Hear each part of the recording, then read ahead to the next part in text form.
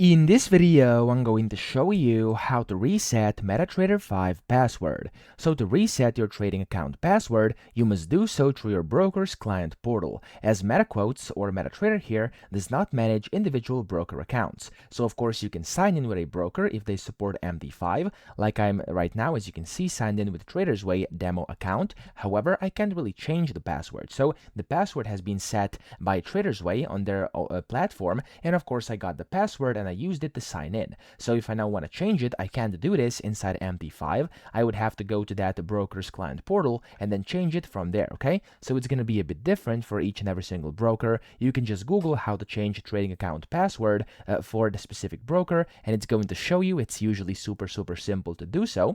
And if you are trying to do this for the MetaTrader 5 demo account, so the MetaQuotes, you could do it inside here, but for everything else you can't. So in case you wanted to change the password or reset the password for the MD5 demo account, which is default MetaQuotes one, let me show you. I'm going to go to accounts over here, and I'm just going to sign into one of these like that. There we go.